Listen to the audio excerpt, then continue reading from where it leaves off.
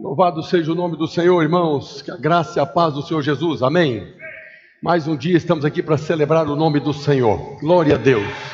Ontem nós tivemos aqui um dia de salvação, nós tivemos um encontro com Deus, foi um dia maravilhoso, foi bênção estar aqui. Quem esteve conosco aqui, diga glória a Deus, aleluia, foi uma bênção. Então vocês todos são muito bem-vindos mais uma vez, estarmos conosco aqui celebrando o Senhor. Também os irmãos que estão conectados conosco aí através do YouTube da Igreja Videira, que o Senhor os abençoe, que o Senhor os guarde, prospere e vocês sejam ricamente abençoados na palavra de Deus. Glória a Deus, eu quero compartilhar com os irmãos a palavra de hoje. O tema dela é os caminhos da graça. O versículo base que eu coloquei ali é o que está lá em Apocalipse capítulo 1, verso 8. Quando Deus diz, quando o Senhor Jesus diz, eu sou o alfa, o ômega, o princípio e o fim. Diz o Senhor Deus, aquele que é, que era e que há de vir, o Deus Todo-Poderoso. Nós conhecemos o Senhor Jesus, Jesus veio cheio de graça e de verdade, e Ele é a própria graça. Toda a eternidade de Deus, Ele é o mesmo, Ele nunca mudou.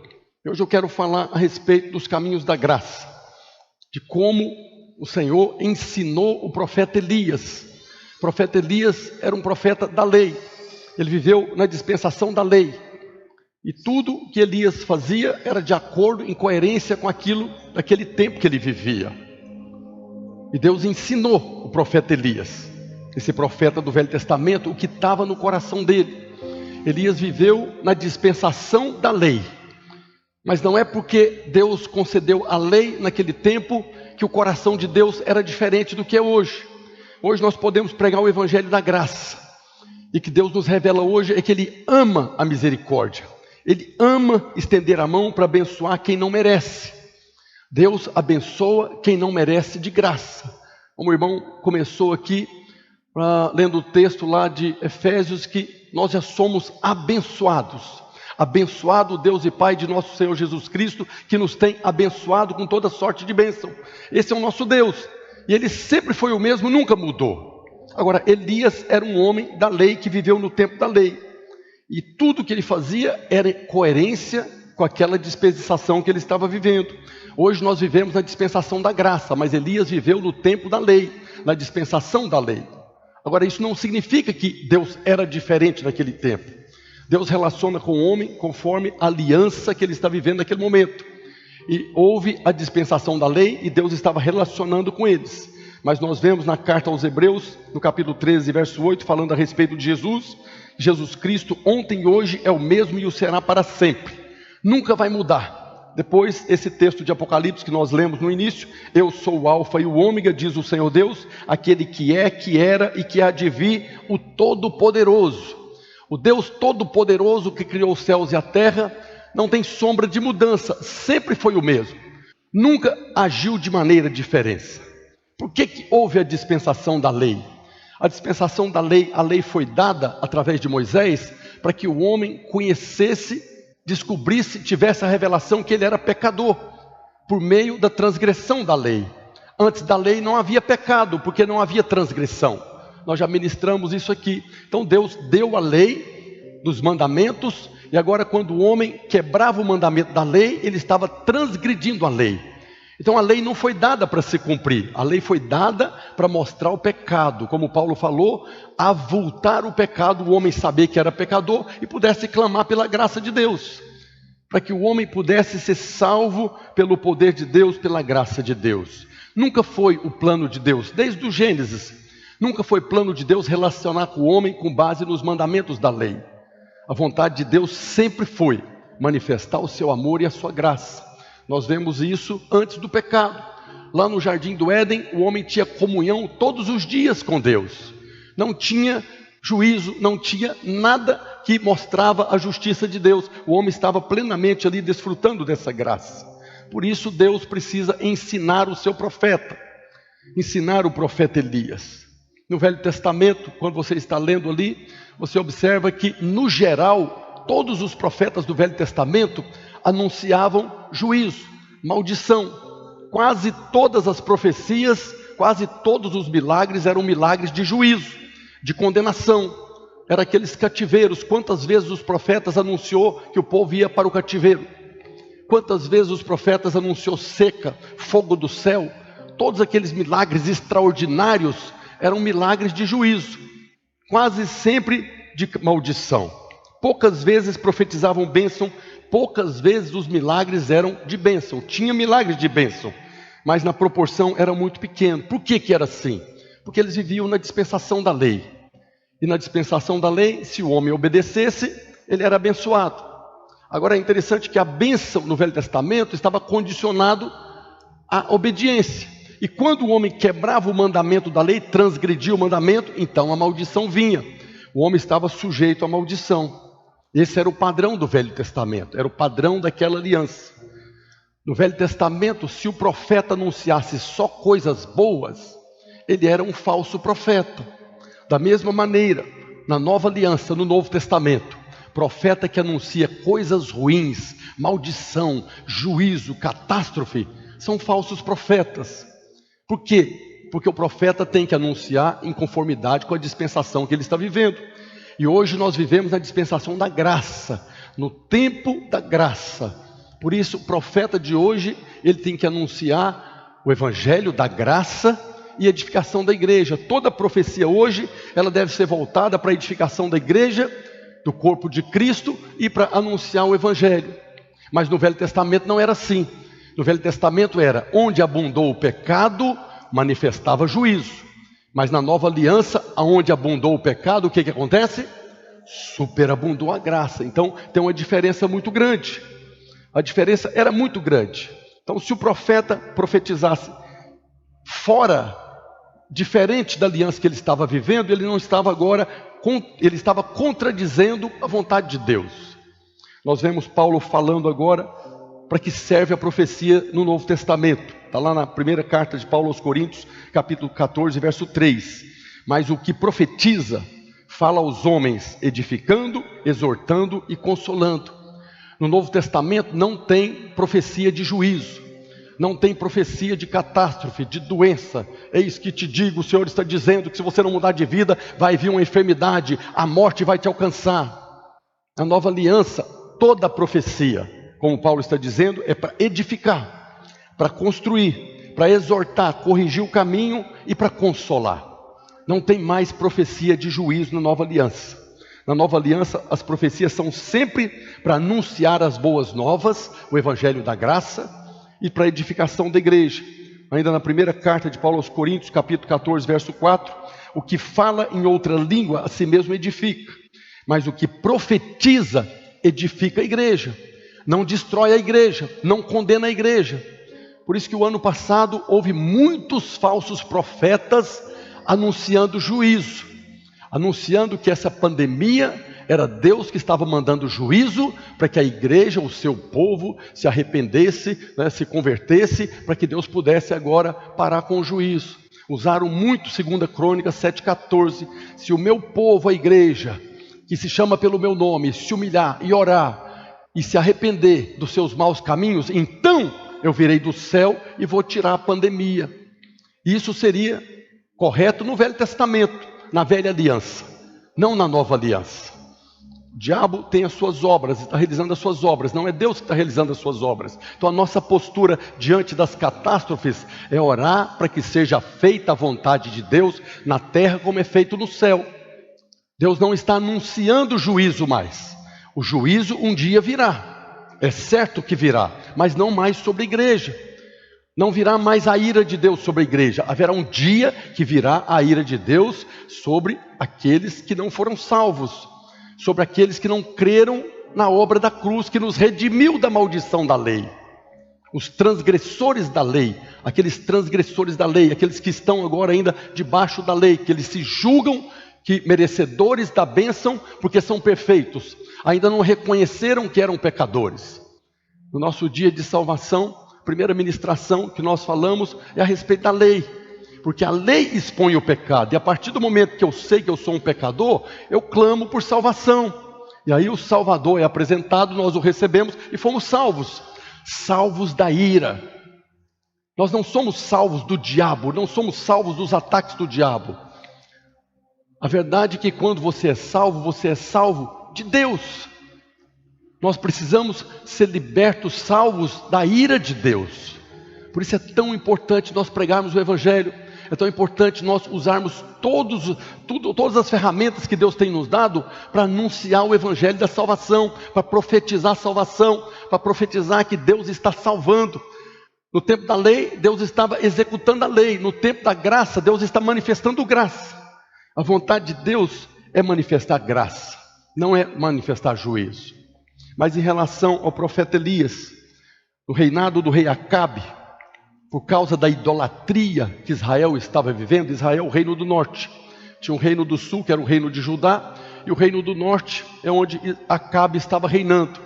Estava vivendo um tempo de muita idolatria, adorando o Baal. Elias, o profeta da lei, chegou e decretou que não haveria mais chuva, nem orvalho, nem chuva. Está escrito no primeiro livro de Reis, capítulo 17. Então Elias, o tesbita dos moradores de Gileade, disse a Acabe, ao rei Acabe: tão certo como vive o Senhor, Deus de Israel, perante cuja face estou, nem orvalho, nem chuva haverá nestes anos, segundo a minha palavra. Ele disse segundo a minha palavra. Elias foi ousado no decretar aquela seca, porque ele não falou conforme o Senhor disse, ele disse conforme a minha palavra. E aqui não fala que Elias orou, não fala que Elias consultou a Deus, o texto não fala. E foram 3 anos e meio sem nem chuva e nem orvalho. Foi um tempo de muita fome, não apenas em Israel, mas em toda a terra. Foi um tempo de seca. Depois, no final dos 3 anos e meio, quando Deus falou que a chuva viria, agora Elias foi orar. Elias subiu no Monte Carmelo, e diz a Bíblia, depois você pode ler lá no capítulo 17, que Elias orou 7 vezes. Ele se prostrou no chão e orou 7 vezes. Cada vez que ele orava, ele pediu o moço para olhar para o lado do mar, para ver se a chuva estava vindo. Primeira vez, segunda vez, terceira vez, nada. Na 7ª vez, o moço foi e falou para ele: eu vi uma nuvem do tamanho da mão de um homem. Aí Elias falou: a chuva está vindo. A chuva está vindo. Agora, para que a chuva viesse, Elias teve que orar 7 vezes, a Bíblia diz. 7 vezes ele teve que clamar para que a chuva voltasse. Mas no início dos 3 anos e meio, a Bíblia não fala que ele orou. Ele apenas decretou: conforme a minha palavra, não haverá nem orvalho e nem chuva. Aí nós precisamos usar de uma ferramenta da hermenêutica. A hermenêutica, ela traz princípios de interpretação da palavra de Deus. E nós vemos na Nova Aliança, no livro de Tiago, ele traz luz a respeito desse evento que aconteceu em 1 Reis capítulo 17. Então em Tiago capítulo 5, verso 17 diz, Tiago falando: Elias era homem semelhante a nós, sujeito aos mesmos sentimentos, e orou com instância para que não chovesse sobre a terra. E por 3 anos e 6 meses não choveu. E orou de novo, e o céu deu a chuva, e a terra fez germinar os seus frutos. Aqui Tiago está falando que Elias orou com instância. Orar com instância é orar insistentemente. Então Tiago está trazendo luz para que nós possamos compreender o que aconteceu realmente ali no capítulo 17 do primeiro livro de Reis. Elias clamou insistentemente a Deus para que parasse de chover. Insistentemente ele chegou diante de Deus clamando para que a chuva não viesse, para que o juízo viesse. A seca era um juízo que estava vindo sobre a terra por causa da idolatria de Israel. No Novo Testamento, nesse livro de Tiago, nesse texto que nós lemos aqui, ele traz luz a respeito do coração de Deus naquele tempo. Tiago está dando para nós uma revelação a respeito do coração de Deus, mesmo naquele tempo da lei, que era a dispensação da lei. Deus manda juízo, Deus é justo, é justiça. Deus é amor e é justiça. Então Deus manda justiça porque Ele é justo. Mas não é a vontade de Deus. Deus é longânimo, Ele retarda ao máximo, Ele atrasa, adia ao máximo. Ele não manda juízo de qualquer maneira, mesmo na dispensação da lei. Quando o Tiago está falando que Elias orou insistentemente para que parasse de chover, Deus estava segurando o máximo antes de manifestar o juízo. Por isso nós vemos no Salmo 103, verso 8, O salmista dizendo: o Senhor é misericordioso, é compassivo, longânimo e assaz benigno. Esse é o coração de Deus. Ele é longânimo, ele espera o máximo, ele adia o máximo executar a sua justiça. A maioria de nós, se nós olharmos o mundo, se nós observarmos as coisas que os homens estão fazendo, provavelmente nós já decretávamos a ira de Deus agora sobre a vida desses pecadores miseráveis que estão fazendo tudo isso que está acontecendo no mundo. Mas o Senhor não fez ainda, porque Ele é longânimo. Nós vemos no livro do profeta Naum, capítulo 1, verso 3, o Senhor é tardio em irar-se. O Senhor é tardio, Ele demora, Ele segura a sua ira, é grande poder, mas não inocenta o culpado, porque Ele é justo. Então a justiça de Deus vem, mas o Senhor atrasa ela o máximo que é possível atrasar. Mas Elias teve que orar com muita insistência para que o juízo viesse. Por quê? Por que Elias teve que orar com instância, com muita insistência, para que Deus cerrasse os céus naquela ocasião? Porque o juízo de Deus não é a prioridade, o juízo não é a prioridade no coração de Deus. A prioridade no coração de Deus é revelar o seu amor e a sua graça. A prioridade de Deus nunca foi juízo, nunca foi condenação.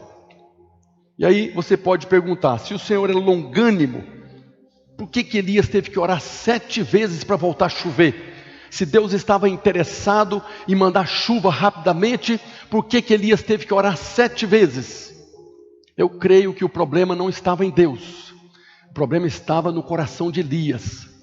Elias, sendo um profeta da lei, acostumado a anunciar juízo, ele precisou orar 7 vezes para ganhar fé, para poder crer que Deus ia mandar chuva para aquele povo idólatra, pecador. Ele teve que orar 7 vezes para que Deus pudesse, para poder crer que Deus ia abençoar aquele povo que continuava na idolatria. Às vezes nós oramos muito para manifestar fé, para que o milagre possa acontecer. Tiago falou que ele orou com instância para parar a chuva, mas depois nós vemos que ele teve que orar muito para que a chuva voltasse. Provavelmente porque no coração de Elias ainda não tinha resolvido a parada. O povo não arrependeu ainda. O Senhor tem que esperar, se o meu povo, que se chama pelo seu nome, humilhar e orar e te buscar e se converter dos seus maus caminhos, depois o Senhor manda chuva. Talvez no coração de Elias estava esse mesmo versículo que até hoje tem muitas pessoas anunciando. Ele teve que orar para que Deus ia abençoar aquele povo que não merecia a bênção. Por isso, ele teve que orar 7 vezes, para ganhar fé. E Deus ama o seu profeta. E agora eu quero mostrar para vocês algumas lições que Deus deu para Elias, para revelar a Elias a sua graça e o seu amor, para revelar porque ele era longânimo e tardio em irar. A primeira lição que nós vemos é que Deus confronta Elias com a própria lei. Deus confronta Elias com os próprios mandamentos da lei. Depois que Elias decretou a seca, no início desses 3 anos e meio, Deus falou para ele sair daquele lugar, e enviou ele junto da torrente de Querite. Está escrito em 1 Reis 17, verso 2. Veio-lhe para Elias a palavra do Senhor dizendo: retira-te daqui, vai para o lado oriental e esconde-te junto à torrente de Querite, fronteira ao Jordão. Beberás da torrente, e ordenei aos corvos que ali mesmo te sustentem. Foi, pois, e fez segundo a palavra do Senhor. Retirou-se e habitou junto à torrente de Querite, fronteira ao Jordão. Os corvos lhe traziam pela manhã pão e carne, como também pão e carne ao anoitecer, e bebia da torrente. Esse é um texto que nós já lemos muitas vezes, mas tem algo oculto aqui que normalmente nós não percebemos. Deus mandou Elias para esse lugar e falou que os corvos iriam sustentar ele com pão e carne. Elias era um homem da lei, vivia na dispensação da lei, e a lei era muito rígida em relação à comida. Os irmãos sabem que até hoje tem irmãos aí que têm cuidado, que não comem certas coisas por causa da lei. Elias conhecia todos os preceitos da lei em relação à comida. Agora Deus mandou um corvo levar comida para ele. E o corvo era considerado na lei como um animal imundo.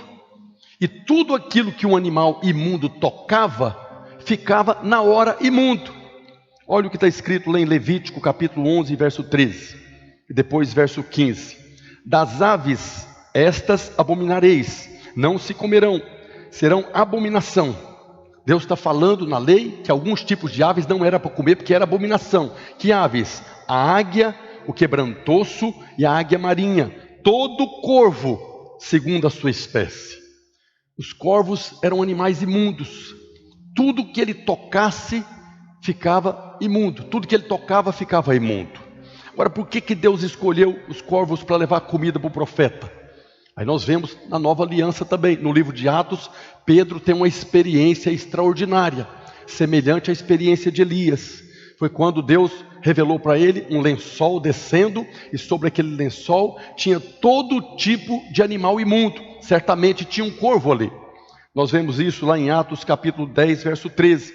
Deus mostrou para Pedro aquele lençol e disse, Atos 10, 13, e ouviu-se uma voz que se dirigia a ele e dizia, levanta-te Pedro, mata e come.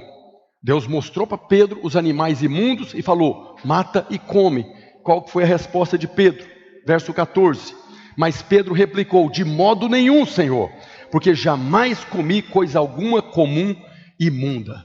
Isso aconteceu por 3 vezes. Por 3 vezes Deus falou para Pedro, mata e come, e ele falou, nunca entrou na minha boca. Aí Deus falou em Atos 10, 15, segunda vez a voz lhe falou, ao que Deus purificou, não considere comum e imundo. Deus estava ensinando Pedro, Deus estava mostrando para Pedro que as pessoas ímpias já haviam sido santificadas. Nós sabemos que a partir dessa visão, Pedro foi para a casa de Cornélio, pregar o evangelho. E Cornélio era como esse tipo de animal imundo, dos quais os judeus não tinham comunhão.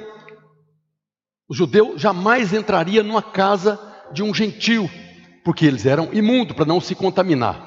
E Deus estava falando para Pedro, não de comida, mas estava falando de pessoas, de relacionamentos.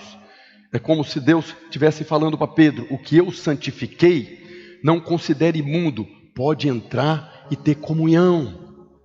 Isso serve para nós hoje. Ainda tem muitos irmãos que repudiam pessoas, consideram pessoas como que imundas, que não pode ter relacionamento. É certo que nós não devemos ter amizade com pessoas que estão no mundo. É certo que nós não devemos ser influenciados por elas. Mas o Senhor já purificou para que nós possamos ter comunhão, para que nós possamos influenciar essas pessoas. Agora Deus usa os corvos para levar comida para Elias, para mostrar a ele que mesmo uma pessoa considerada imunda poderia levar suprimento para ele. Deus poderia ter pedido algum dos idólatras para sustentar Pedro ou Elias. Deus poderia pegar uma das pessoas da idolatria, adorador de Baal, para sustentar Elias. Jamais aceitaria. Mas Deus enviou corvos para ensinar para ele a mesma lição que ensinou para Pedro. O que eu santifiquei, não considere imundo, pode receber. Poderia falar, mas Senhor, está escrito na lei, eu não posso comer isso aqui. O corvo tocou, ficou imundo, como é que eu vou comer uma coisa imunda? Eu sou profeta do Senhor. O que eu santifiquei, não considere imundo. Deus estava falando a respeito de relacionamentos. E certamente para Elias foi algo humilhante ele receber alimento do bico de corvos. Deus estava mostrando para Elias que os seus caminhos não são caminhos de julgamento, não são caminhos de condenação, mas são caminhos de graça. E quando nós estamos falando de corvo, usando princípios da hermenêutica, da primeira menção, a primeira menção de corvo na Bíblia está lá em Gênesis, quando Noé estava na arca. Depois que parou a chuva, a água começou a baixar, o primeiro animal que Noé soltou foi um corvo. Está escrito em Gênesis 8:6. Ao cabo de 40 dias, abriu Noé a janela que fizera na arca e soltou um corvo, o qual, tendo saído, ia e voltava, até que se secaram as águas de sobre a terra. O corvo ia e voltava, até que foi e não voltou mais. O corvo saía da arca e voltava. Um dia ele foi e não voltou mais. Noé não teve a resposta daquilo que ele estava procurando. Por que o corvo não voltou mais? Porque o corvo não é da arca. O corvo não faz parte daqueles que estão na arca. O corvo representa as pessoas que estão voltando para o mundo condenado por Deus. O mundo já foi condenado por Deus. E há pessoas que saem da arca, saem da igreja e vão viver no mundo. São como corvos, que nunca nasceram de novo. Estão voltando para o mundo julgado e condenado. Os corvos comem carniça, comem animais mortos. Os corvos caçam, são aves de rapina, mas quando eles encontram animais mortos, carniça, eles comem.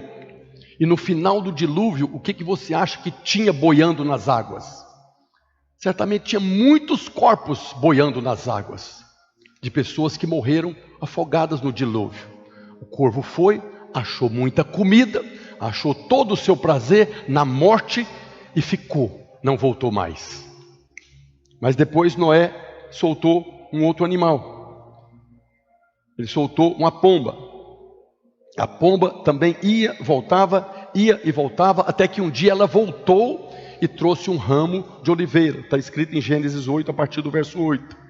Depois Noé soltou uma pomba para ver se as águas teriam minguado da superfície da terra. Mas a pomba, não achando onde pousar o pé, tornou a ele para a arca, porque as águas cobriam ainda a terra.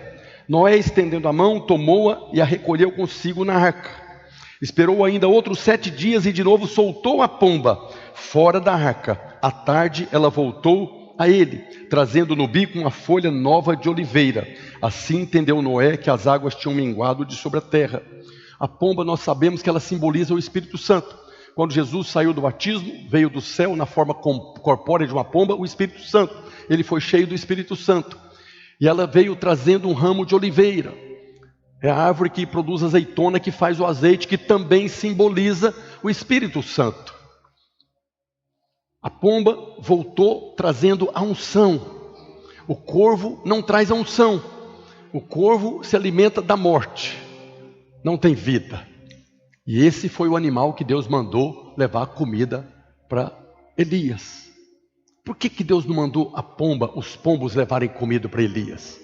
Porque Deus estava ensinando algo muito importante para Elias. Deus estava ensinando para ele que a bênção de Deus pode vir sobre ele e sobre nós através de pessoas que são consideradas imundas e até desprezíveis. Deus pode usar pessoas do mundo, imundas, pecadoras, abomináveis, para nos abençoar. Talvez o seu patrão ímpio, aquele faraó, talvez um parente maligno que você tem, que você não gosta de ir na casa dele, que Deus está mostrando para Elias e também ensinou para Pedro, é que essas pessoas podem nos abençoar também. Nós não devemos desprezar aqueles por quem Jesus morreu. Existem pessoas malignas, existem pessoas do mal, existem pessoas armando coisas, sim, mas Jesus morreu por todos, porque Deus amou o mundo, todas as pessoas do mundo, deu o seu Filho, para que todo aquele que nele crê não pereça. Então, para Deus, todas as pessoas já estão na posição de serem abençoadas. E por que elas não são ainda? Porque não creem. A diferença que tem entre nós, pombos, que vivemos da unção do Espírito, para aqueles que são corvos, que estão vivendo da morte, é apenas porque nós cremos. Não é porque obedecemos, não é porque fazemos as coisas corretas, não é porque somos perfeitos, é simplesmente porque nós cremos. E se nós cremos nessa verdade, nós temos que anunciar para aqueles que estão mortos, para que eles possam nascer de novo. Nossa missão é anunciar o Evangelho para que eles creiam. Aqueles corvos que estão vivendo na morte, no dia que eles ouvirem a palavra da salvação, da reconciliação, através de alguém que tem o ministério da reconciliação, eles passam a crer, e eles vão morrer como corvos, e vão ressuscitar como pombo, que faz parte da arca. Esse é um chamado para toda a igreja. Nós não estamos aqui para, como o profeta Elias, condenar o mundo. Nós não estamos aqui para jogar pedras no mundo, nós estamos aqui para anunciar aquilo que já nos foi anunciado e nós cremos. Mas quantos irmãos estão tacando pedra, condenando, mandando fogo do céu? Nós precisamos abrir o nosso coração para discernirmos o coração de Deus. Deus estava mostrando para Elias que a vontade dele é manifestar graça, misericórdia e revelar o seu amor, que foi a mesma coisa que ele ensinou para Pedro antes de Pedro ir para a casa de Cornélio. Imagina se Pedro resistisse ao Senhor. De maneira nenhuma, está amarrado em nome de Jesus, caia por terra todo o pensamento maligno do diabo. Se Pedro achasse que aquela visão do lençol fosse o diabo que estivesse tentando contaminar ele, o que ia acontecer com a casa de Cornélio? Nós, como bons presbiterianos que cremos na predestinação, Deus mandaria outro para pregar para Cornélio.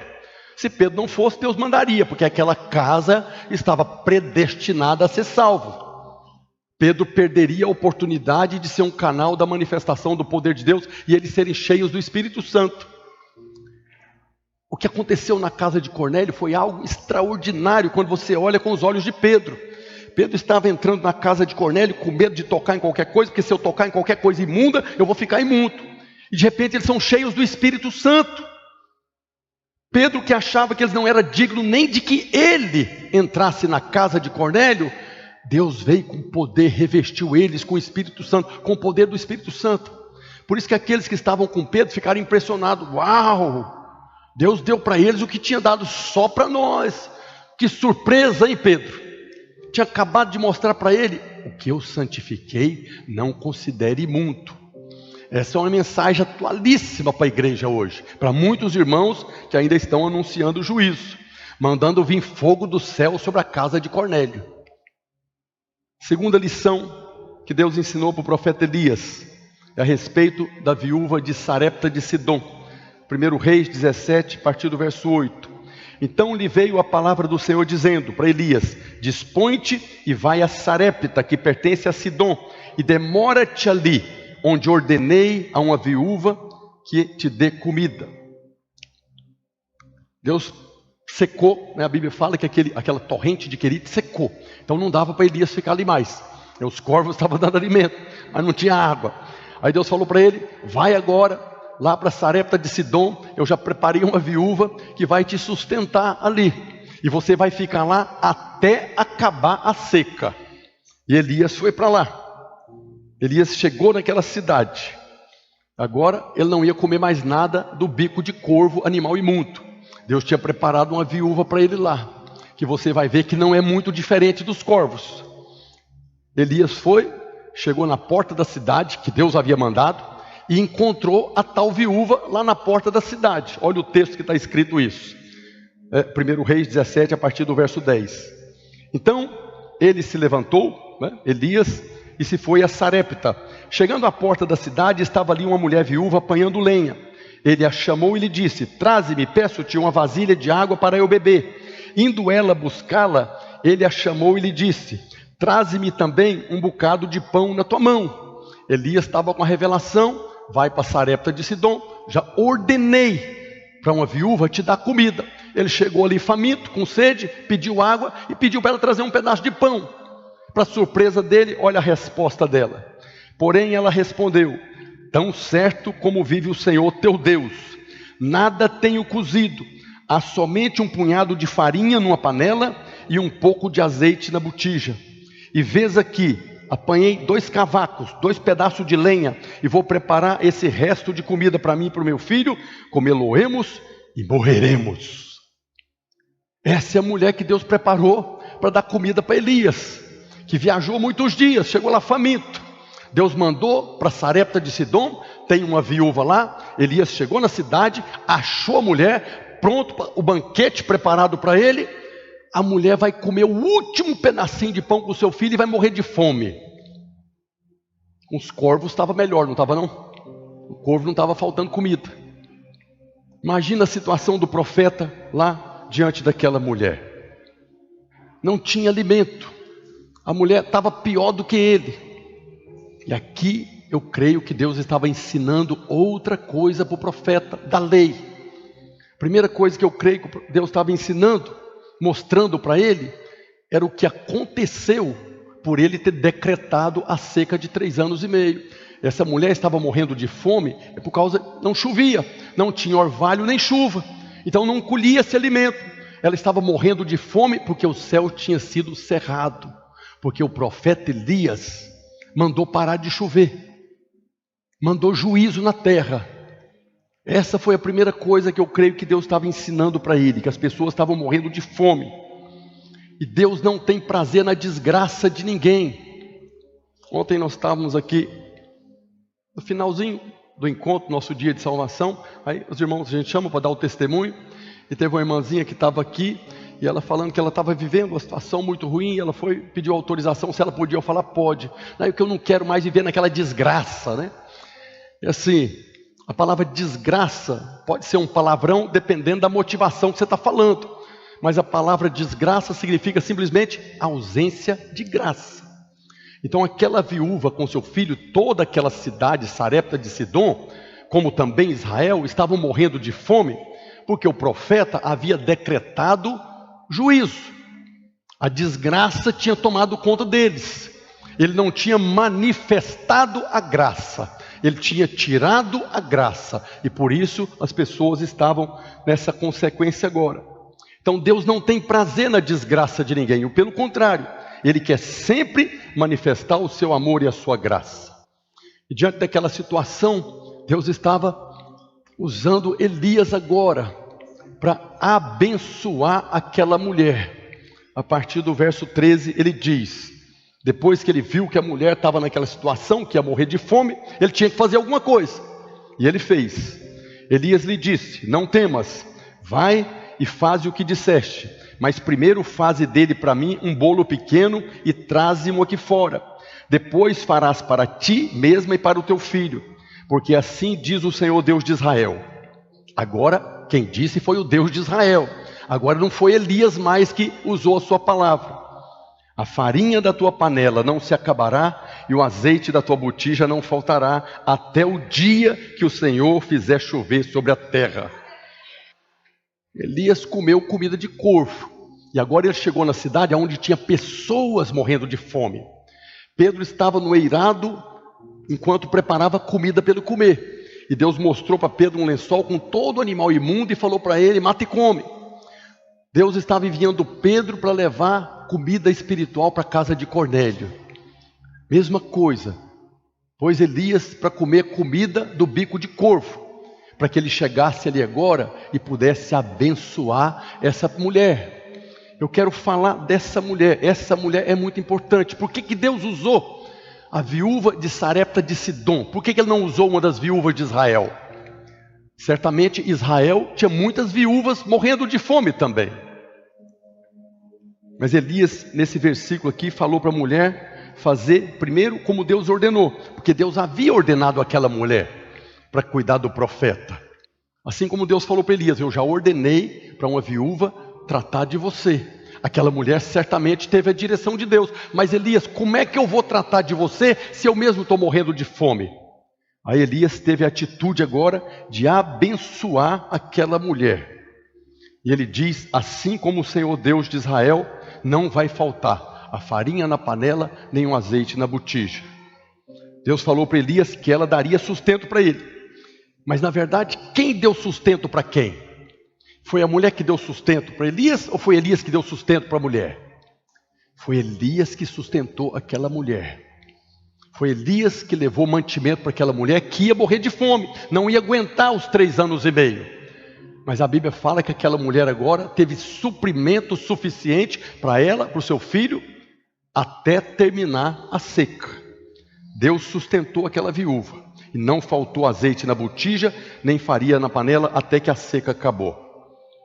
Agora, precisamos saber quem era essa viúva, quem era essa mulher. No Novo Testamento, no Evangelho de Lucas, Jesus faz menção desse evento que aconteceu aqui também, no primeiro livro de Reis. Está lá no Evangelho de Lucas, capítulo 4, verso 25.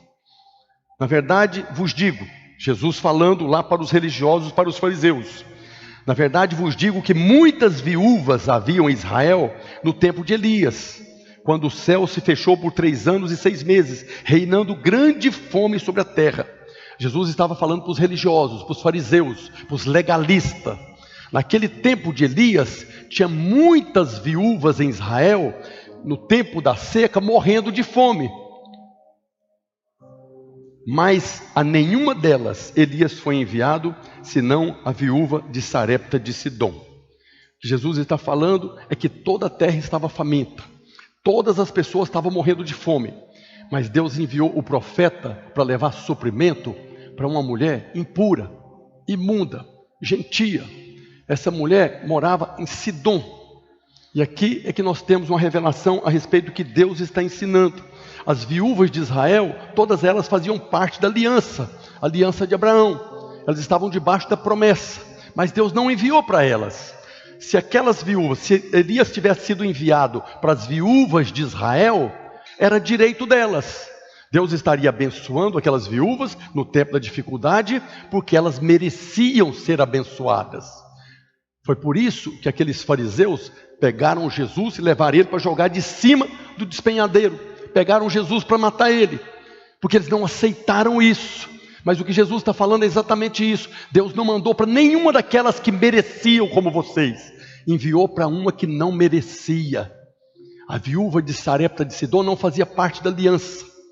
Ela estava fora da aliança, mas Deus manifestou graça com quem não merece. Isso era o que Jesus estava ensinando para os fariseus.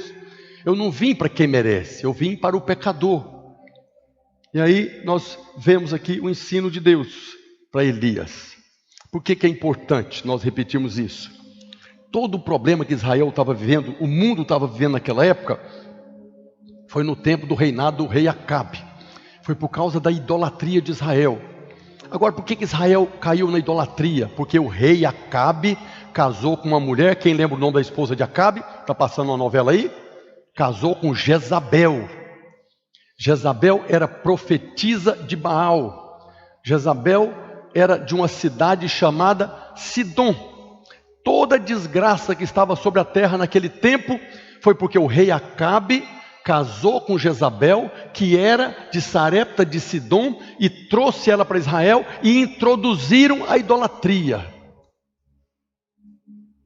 E aí nós vemos no primeiro livro de Reis, capítulo 16, um pouco antes, verso 31, Elias falando agora a respeito de Acabe.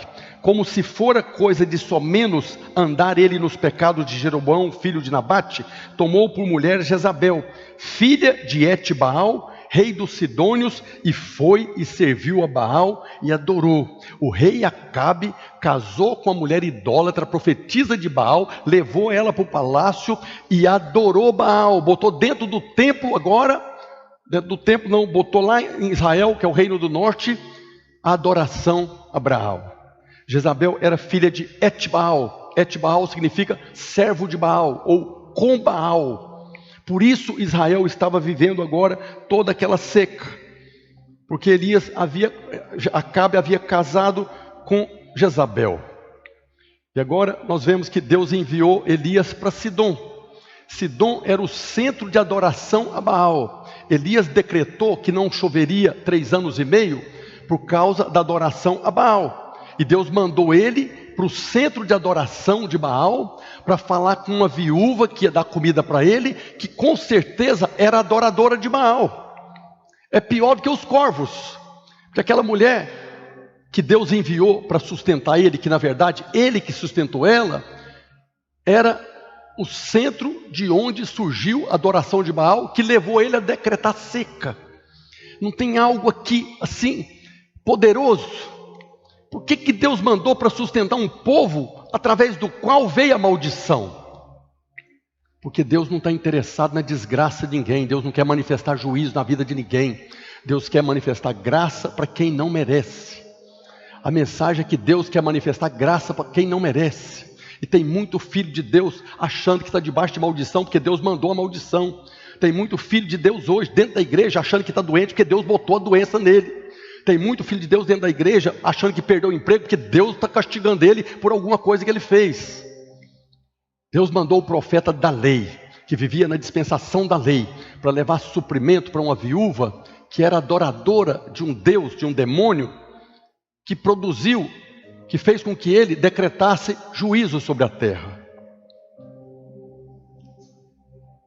Depois, quando Jesus está aqui no Evangelho de Lucas, séculos depois de Elias, os legalistas tentaram matar Jesus porque não entenderam isso. O que Deus estava ensinando para Elias, os fariseus ainda não tinham entendido. Que Deus quer manifestar graça é para quem não merece. Deus não está manifestando graça para quem merece, porque na verdade ninguém merece. Para Elias, que era um profeta da lei, deve ter sido muito embaraçoso.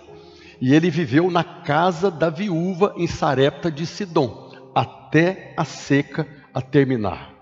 Mais uma vez, Deus estava ensinando a Elias os caminhos da graça, mostrando para Elias que a vontade dele não é juízo. A vontade de Deus é manifestar graça para quem não merece. Depois teve uma terceira lição. Foi quando o fogo veio sobre o altar, naquela guerra dos deuses lá. Depois que Deus anunciou que vinha chover, Elias mandou o moço avisar Acabe, avisa para Acabe para ir embora logo, que a chuva está vindo, senão vai atrapalhar ele. E Deus mandou Elias agora voltar para Israel. E Elias foi lá para o Monte Carmelo e fez o desafio, né? Desafiou, chamou Acabe, foi junto com Acabe e convocou ali aquele duelo. Convoca todos os profetas de Baal que nós vamos ter um duelo. Eles vão invocar fogo do céu. O fogo que vem sobre o altar, esse fogo vai ser de Deus. E nós sabemos que os profetas de Baal prepararam, invocaram o dia todo ali, se autoflagelaram para vir fogo e não veio.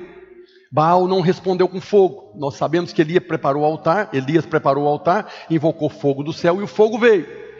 E o que as pessoas que estavam ali fizeram? Gritaram: só o Senhor é Deus. Só o Senhor é Deus. Elias estava ali agora diante de uma situação poderosa. Está escrito lá em 1 Reis 18:37.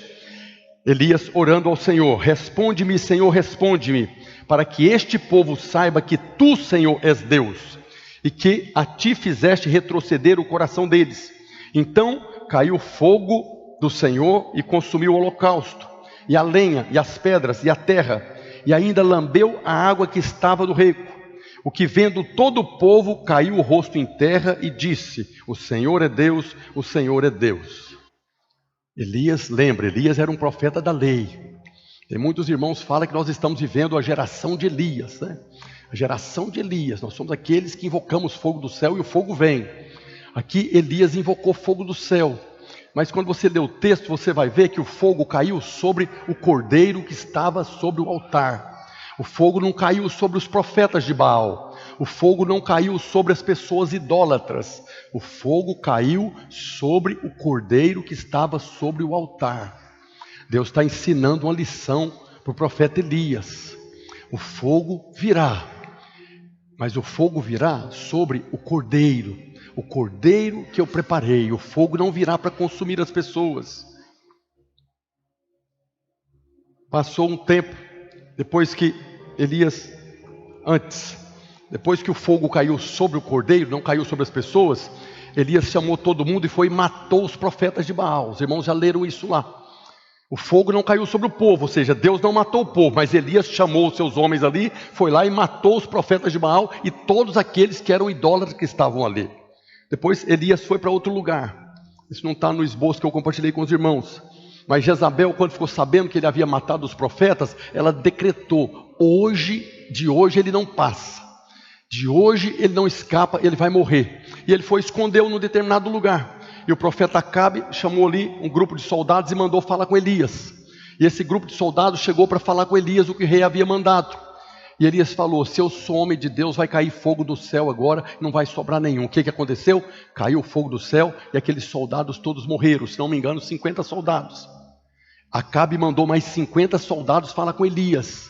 Os 50 chegaram lá: se sou o homem de Deus, vai cair fogo do céu. Elias decretando fogo do céu, e o fogo caiu. Por que o fogo não caiu no Monte Carmelo, mas agora está caindo sobre os soldados? Porque não tinha cordeiro. Deus está ensinando para Elias que onde tem cordeiro, o fogo não cai sobre as pessoas. Mas quando não tem cordeiro, o fogo cai sobre as pessoas. A ira vindoura virão sobre todos aqueles que não têm o cordeiro de Deus que tira o pecado do mundo. Deus estava ensinando algo que para nós hoje tem que ser uma realidade. Aonde tem cordeiro, aonde tem o cordeiro de Deus que tira o pecado do mundo, não tem juízo. Quando não tem o cordeiro, o juízo vem sobre as pessoas. Acabe mandou a terceira junta de pessoas lá para falar com Elias. E os soldados já chegaram se humilhando, já chegou prostrado no chão: o rei está te chamando, se não quiser ir, não vai. Não invoca fogo do céu não, porque nós já sabemos que você tem poder para trazer fogo do céu. Você é daqueles da lei, que quando você fala, o fogo vem mesmo.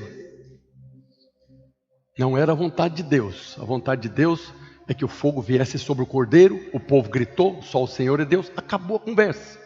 Mas Elias matou os profetas. Elias matou as pessoas. E agora estava invocando fogo sobre o povo de Israel. Esses soldados que morreram tostados ali eram de Israel. O rei Acabe que mandou eles. Não era de Sidom não. Não era dos adoradores de Baal. Era daqueles que gritou, só o Senhor é Deus. Onde tem o cordeiro, o fogo não vem sobre as pessoas. Mas mesmo assim, Elias matou todas as pessoas.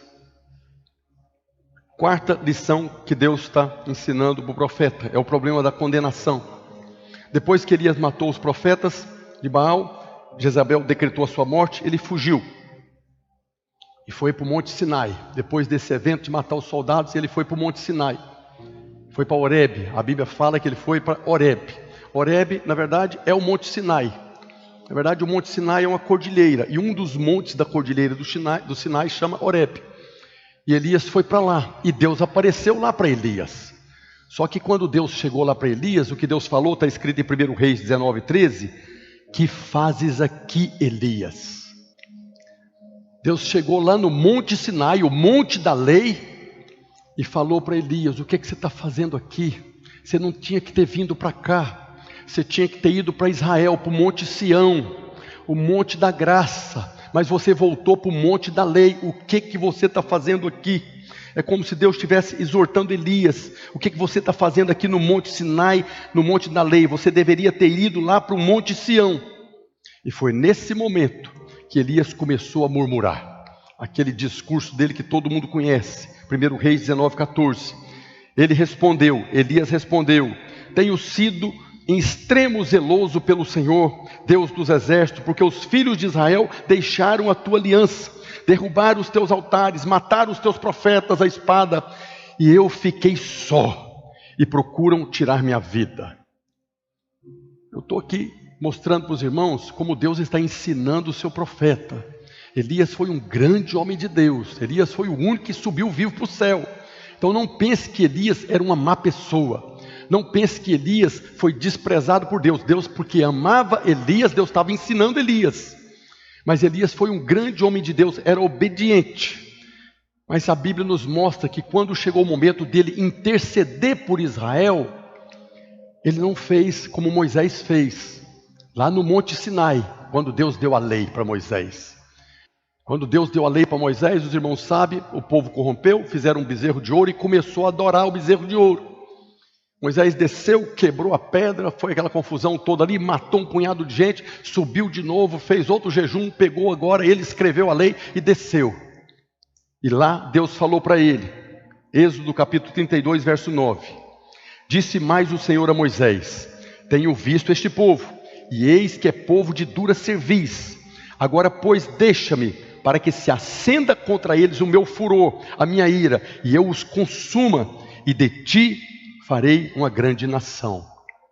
Nesse momento aqui, Deus chegou para Elias e falou, Moisés. Deus chegou para Moisés e falou para Moisés, Moisés, só sobrou você. Eu vou matar todo mundo, manifestar minha ira, e vou começar um outro povo através de você. Foi o decreto que Deus disse. E aí Moisés falou para Deus, Moisés intercedeu pelo povo. Moisés lembrou a Deus a respeito da aliança que tinha com Abraão, Isaque e Jacó. E o que o Senhor vai matar esse povo, o que é que o povo do Egito vai falar? Moisés intercedeu. E olha o que Moisés falou para Deus aqui em Êxodo 32, 31. Tornou Moisés ao Senhor e disse, ora, o povo cometeu grande pecado. Sim, o povo cometeu pecado, fazendo para si deuses de ouro. Agora, pois, perdoa-lhe o pecado, ou se não, risca-me, peço-te, do livro que escreveste. Essa foi a atitude de Moisés. Deus falou para Moisés, Moisés, só sobrou você, eu vou matar todo mundo e vou começar uma nova nação através da sua vida. Moisés falou, se for para matar todo mundo, pode começar por mim. Se for para condenar todo mundo, pode começar riscando o meu nome do seu livro. Moisés intercedeu pelo povo. Moisés se colocou na brecha diante de Deus em favor do povo pecador. Será que isso agradou o coração de Deus? Ou será que o que agradou o coração de Deus foi o contrário que Elias fez? Moisés, Deus falou para ele, sobrou só você. Foi Deus que falou. Mas Elias chegou para Deus e falou: Senhor, só sobrou eu. Só eu que sou obediente. O resto tudo é pecador. Mata todo mundo. Olha o que Paulo fala a respeito do evento de Elias. Quando Elias falou para Deus que derrubaram os seus altares, mataram os seus profetas, sobrou somente eu. Paulo fala isso no Novo Testamento. Está lá em Romanos capítulo 11, verso 2. Paulo falando: pelo Espírito Santo, Deus não rejeitou o seu povo, a quem de antemão conheceu. Ou não sabeis o que a Escritura se refere a respeito de Elias, como insta perante Deus contra Israel? De novo aparece o verbo insta, insiste. Paulo está falando aqui que Elias insistiu, fez oração contrária ao povo de Israel. Elias insistiu para Deus ser contra o povo de Israel. Paulo está falando aqui que Elias queria que Deus matasse o povo. Alguns irmãos falam de oração contrária. Existe oração contrária? Existe. Elias estava orando contrário ao povo de Deus, contrária à vontade de Deus. Só que Deus nunca ouve oração contrária. Elias não orou a Deus em favor de Israel. Pelo contrário, Paulo está falando que ele orou insistentemente contra Israel. E ele disse: Senhor, mataram os teus profetas, arrasaram os teus altares, só eu fiquei, e ainda estão querendo me matar. Como profeta da lei que ele era, aquele que invocava juízo, ele condenou o povo, mas ele se justificou. Eu faço tudo certo, o seu povo que não faz. Não parece Adão lá no jardim do Éden? A mulher que o senhor deu é que me enganou. Para Moisés, Deus disse: ficou só você. Mas Elias falou que ele havia ficado sozinho. E Paulo fala o que Deus falou para ele depois, está na sequência do texto, Romanos 11, 4. Que lhe disse, porém, a resposta divina. Depois que Elias fez a murmuração, falando que tinha sobrado só ele, Deus respondeu: reservei para mim 7.000 homens que não dobraram os joelhos diante de Baal. Deus falou para Elias: não tem só você não, Elias. Eu esperava era que você intercedesse por esse povo. Eu reservei para mim 7.000. 7.000 não significa 7.000 pessoas. O número 7 na Bíblia fala do todo de Deus, do completo de Deus. Tinha muito mais pessoas. Deus havia reservado um povo. O que Deus esperava que Elias fizesse é o mesmo que Moisés fez. É o mesmo que Jesus fez e está fazendo, intercedendo pelo povo de Deus. Paulo fala na mesma carta aos Romanos que o Espírito Santo, que é Deus, intercede por nós com gemidos inexprimíveis. E que Jesus, o Cordeiro, também intercede por nós. Mas tem muito irmão fazendo oração contrária. Tem muito irmão condenando. Tem muito irmão mandando fogo do céu. Deus falou para Elias: não sobrou só você. Ainda tem 7.000 que não adorou, que não beijou Baal. Quando a pessoa vive na lei, ela fica o tempo todo acusando e condenando. A mentalidade legalista está o tempo todo clamando por juízo, por fogo, por seca. Nós fomos feitos sacerdotes, reis e sacerdotes, nação santa. E a função do sacerdote é se colocar diante de Deus em favor do povo. É trazer Deus para o povo e levar o povo para Deus. Não é só para os crentes, não. A função do sacerdote é trazer Deus para todas as pessoas. Todas aquelas pelas quais Jesus morreu. Nós, como sacerdote, não estamos aqui para condenar o pecador. Estamos aqui para levar salvação para o pecador. O sacerdote tem a missão de levar Deus para as pessoas. E não o juízo de Deus para as pessoas. O juízo já virá. Todas as pessoas estão condenadas a passar pela ira de Deus. Mas nós recebemos o ministério da reconciliação, a palavra da reconciliação, para levar isso para as pessoas, e não o juízo. Não precisa condenar quem já está condenado. Quem já está condenado, já vai receber a ira.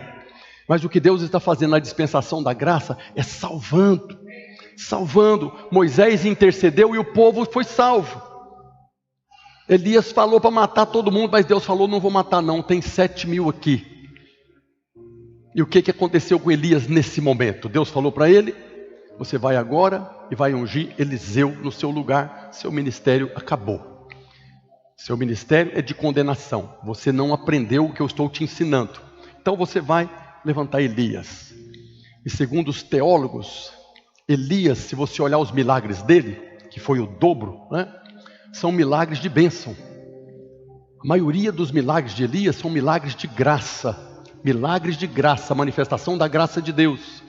A maioria dos milagres de Elias é juízo. A maioria dos milagres de Eliseu, que Deus estabeleceu no lugar dele, são milagres de graça. Aqui encerrou o ministério de Elias. E nós vemos Jesus também manifestando mais uma vez no Novo Testamento, revelando o coração do Pai a dois discípulos, Tiago e João. Os irmãos conhecem a passagem, está lá em Lucas capítulo 9. Os samaritanos haviam rejeitado, não deixaram que Jesus e os discípulos passassem a noite ali, e não aceitaram eles. E aí os dois discípulos de Elias, não de Jesus, chegou para ele lá em Lucas 9:54 e falou: vendo isso, os discípulos Tiago e João perguntaram: Senhor, queres que mandemos descer fogo do céu para os consumir? A geração de Elias aqui. Jesus estava com os discípulos, não sei quanto tempo estava andando com eles ali. Eles eram discípulos de Elias. Lembra também no Monte da Transfiguração, Pedro, Tiago e João, os discípulos de Elias, viram Jesus em glória, junto com quem? Moisés e Elias. Nós sempre falamos de Moisés, né? Moisés ressuscitou, né? Mas quem é o verdadeiro legalista? É Moisés ou Elias? E os discípulos, quando viram os três lá, falaram: Senhor, que bom está aqui, né? Que agora, além do Senhor, nós temos Elias e Moisés. Deus mandou uma nuvem ali, tirou Elias e Moisés e falou: esse é o meu filho amado, é para ele que é para vocês ouvir. É ele que é para vocês ouvir. Não é para ouvir Elias mais, Tiago e João. Não é para ouvir Moisés, é para ouvir Jesus. É graça, meu coração é graça. Jesus estava falando para eles, respondeu para eles em Lucas 9:55. Jesus, porém, voltando, os repreendeu. Eles queriam invocar fogo do céu, como Elias. Jesus repreendeu os discípulos: vós não sabeis de que espírito sois, pois o Filho do Homem não veio para destruir as almas dos homens, mas veio para salvá-las. Discípulos de Elias. Lá no Velho Testamento, Deus queria salvar. Hoje Deus continua querendo salvar. Jesus é o mesmo ontem e hoje, será eternamente. Aquele que era, que é e que há de vir é o mesmo, não há sombra de mudança. Mas muitos acreditam que a lei era para ser cumprida, senão vai para o inferno. A lei era para você descobrir que você não prestava, que você precisava de um Salvador e precisava clamar por salvação. E nós continuamos sendo esse povo que, se tirar o cordeiro, o fogo vem. Por isso é que Deus estabeleceu uma aliança: não vai tirar o cordeiro. Nós estamos em Cristo. Porque se depender de algum dos irmãos cumprir os mandamentos agora, não, agora eu nasci de novo, sou nova criatura, assim como Cristo cumpriu a lei, eu vou cumprir a lei agora. Tira o cordeiro para você ver onde você vai parar. Lá no altar do sacrifício. No Velho Testamento tinha um altar físico, né? O altar onde o cordeiro era imolado. Na Nova Aliança, nós não temos o altar, né?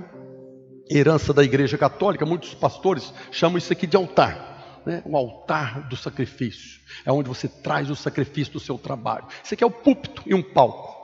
Mas na Nova Aliança tem um altar. O altar do Velho Testamento era onde o cordeiro era oferecido em sacrifício. Aonde o nosso cordeiro foi oferecido em sacrifício? Na cruz. A cruz é o altar. Por isso a cruz é muito importante para nós. Foi lá na cruz que o nosso cordeiro foi oferecido em sacrifício. É lá na cruz que está a garantia de que não há mais maldição sobre a nossa vida. É lá na cruz que está a garantia que o fogo do céu não vem na nossa cabeça. Pode fazer oração contrária o tanto que quiser. O nosso altar garante que sobre nós não vem mais ira de Deus. Sobre nós está a graça, o favor e principalmente o amor de Deus. Nós tivemos uma experiência tão poderosa no encontro, no momento do amor de Deus. Sempre temos. Todos os momentos é maravilhoso, mas nós ainda somos muito carentes de amor. E quando nós passamos por essa experiência do amor de Deus, é algo tremendo. Não tem como você não ser transformado. Nós somos transformados por causa do amor de Deus. Nós não somos transformados por causa da ira de Deus. A Bíblia fala que é a bondade de Deus que nos conduz ao arrependimento. Essa é a lição que Deus estava ensinando para Elias, que ensinou para Pedro. Não é o juízo, Não é a seca, não é o fogo que vai conduzir as pessoas ao arrependimento. É a bondade de Deus que vai levar eles ao arrependimento. E a bondade de Deus pegou o nosso cordeiro, colocou sobre o altar da cruz, e ele foi oferecido. Ele foi imolado e oferecido. E ele subiu como um aroma suave em nosso favor. Jesus não repreendeu os samaritanos. Jesus repreendeu foi os 2 discípulos. Nós não podemos carregar mais o espírito do Velho Testamento na nossa vida. Jesus falou para eles: vocês não sabem que espírito vocês são. Vocês precisam ter revelação. A mensagem de hoje é para que você saiba que o espírito que está nos conduzindo não é o espírito da condenação, mas é o espírito do amor e da graça de Deus. Nós não somos da geração de Elias. Deus quer, através da sua vida, revelar o seu amor e a sua graça. Nós fomos criados, imagem e semelhança de Deus. O pecado tomou de nós a imagem e semelhança. Se Deus é o mesmo ontem e hoje será eternamente, e hoje Ele manifesta graça, por toda a eternidade de Deus manifestava graça. Quando Ele criou o homem no jardim do Éden, o homem tinha imagem e semelhança. Então o homem no jardim do Éden era para expressar amor e graça. Mas o pecado destruiu o homem, virou toda essa desgraça do mundo. Mas hoje nós fomos regenerados, nós fomos ressuscitados, nós estamos em Cristo, nós estamos no mesmo Espírito do Senhor Jesus. Então hoje no Espírito nós voltamos a ser imagem e semelhança de Deus, para expressar amor e graça. Queria convidar você a ficar de pé nessa hora. Você já nasceu de novo, você é nova criatura. Os irmãos que estiveram conosco aqui ontem no encontro com Deus no dia de salvação, você é nova criatura. Você não é mais da geração de Elias, você não é da geração de Moisés, você é da geração do Cordeiro que foi oferecido em sacrifício no altar da cruz. Eu quero nessa hora orar para que você possa ter essa revelação e nunca permita que saia da sua boca palavra de condenação. Não saia da sua boca, marido, palavra de condenação para sua esposa. Não saia da sua boca, esposa, palavra de condenação ao seu marido. Não saia da sua boca, pai e mãe, palavra de condenação para os seus filhos. Nem dos filhos para os pais. É aqui que Deus converte o coração dos pais aos filhos e dos filhos aos pais. Porque nós estamos agora no Espírito de Cristo, aonde não há mais condenação. Que não saia da sua boca a palavra de condenação na vida de outras pessoas, nem de irmãos e nem de pessoas do mundo, mas que saia sempre palavra de bênção. Jesus não liberou palavra de maldição para nenhuma pessoa. Nós ministramos um tempo atrás, o próprio apóstolo Paulo fez como Moisés. Se eu pudesse ser anátema, se eu pudesse ser jogado no fogo do inferno, para que algumas pessoas do meu povo fossem salvos, eu me entregaria para a condenação. Esse é o Espírito de Cristo. Nós não precisamos fazer isso, mas devemos usar a nossa boca para liberar a palavra de bênção. Você já nasceu de novo, você já é filho de Deus. Feche os olhos e ore agora para que essa verdade, além de você não liberar a palavra de condenação, não receba a palavra de condenação. Toda palavra de condenação na sua vida é oração contrária. Deus não escuta. Pode ser o apóstolo do santo do último dia, está amaldiçoado, não está. Isso é oração contrária à vontade de Deus, amém? Vamos orar. Senhor, nós te louvamos, ó Deus. Te louvamos porque assim como o Senhor ensinou o profeta Elias, nós estamos aqui hoje diante da Tua palavra, diante do Teu Espírito, ó Deus, para receber essa verdade, de que sobre nós não há mais condenação e nem culpa, e que nós fomos feitos imagem e semelhança do Senhor, no Espírito, para vivermos no mesmo Espírito, para liberarmos a mesma palavra de bênção. Oramos hoje, ó Deus, para que nós como igreja videira, nós como filhos amados do Senhor, sejamos um canal de bênção nessa geração, e onde houver um dos irmãos, ó Deus, que eles sejam a expressão exata do Senhor, que manifesta graça, que revela o seu amor. Ó Deus, nós cremos que nascemos de novo, cremos que fomos feitos filhos de Deus, cremos que temos hoje a mesma natureza do Senhor e caminhamos no mesmo Espírito. Por isso nós te louvamos hoje e agradecemos ao Senhor em nome de Jesus. Diga amém. Diga glória a Deus. Você nasceu de novo, amém? Vamos cantar ao Senhor nessa hora, proclamar: somos novas criaturas em nome de Jesus.